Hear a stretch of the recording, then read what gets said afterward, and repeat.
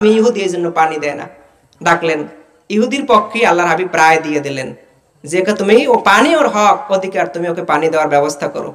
কিন্তু মুসলমান সেই মুমিনের বিচারটা পছন্দ হয় নাই। বিচারটা কি হয় নাই? পছন্দ হয় নাই। ওমর রাদিয়াল্লাহু তাআলা আনহুর বাসায় গেলেন।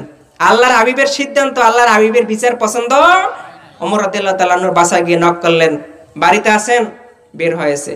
সেই ইহুদিও আছে এবং সেই মুমিন বান্দাও আছে। বলেন, হুজুর আপনার কাছে একটা কাজের জন্য আসছি। কি কাজের জন্য? সানি করাইতে আসছি, অর্থাৎ বিচার দ্বিতীয়বার আপনার থেকে ফয়সালা নেওয়ার জন্য আসছি। ওমর রাদিয়াল্লাহু তাআলা আনহু চিন্তা করলেন, তাহলে প্রথম বিচারটা কে করেছে? মনোযোগ সহকারে শুনবেন। তুমি যে আমার কাছে সানি বিচার করাইতে আসছো, তাহলে প্রথম বিচারটা কে করেছে? বলেছে হুজুর ওমর, আর কেউ না, প্রথম বিচারটা করেছে আমাদের প্রিয় নবী রাসূল পাক সাল্লাল্লাহু।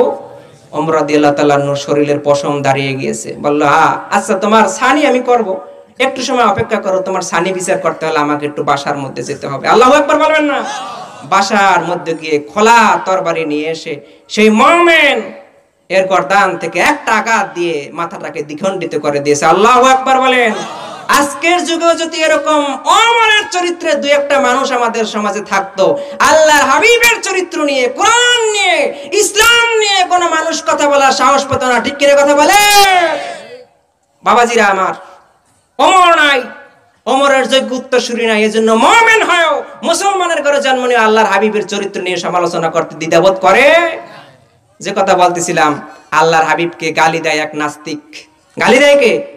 মজলিসে বসা সব মানুষ। আল্লাহর হাবিব অনুমতি দেয় না যে ওকে ধরো, বাবারে মারো, বাবারে বন্দি করো, কোনো অনুমতি দেয় না। আলী রাদিয়াল্লাহু তাআলা আনহু, যাকে আল্লাহ তাআলা আসাদুল্লাহিল গালিব, সমস্ত কাফের সম্প্রদায়ের জন্য বাঘ হিসেবে নিযুক্ত করেছে। আল্লাহু আকবার বলেন। আলী রাগী মানুষ সহ্য করতে পারে না, দৌড়ে যায় একটা আছাড় দিয়ে কাফেরটারে জমিনের মধ্যে ফালাইয়ে দিয়েছে। আমি এই হাদিস বুঝানোর জন্য আপনাদেরকে বলি যে রাজুলান তাহাব্বা ফিল্লাহি ইস্তিমা আলাইহি ওয়া তাফাররাকা আলাই। ভালোবাসা তাও আল্লাহর জন্য, শত্রুতা তাও আল্লাহর জন্য। এখন শত্রুতা বা তর্কাতর্কি এটা কেমনে আল্লাহর জন্য হবে, এটা বোঝানোর জন্য বলতেছি।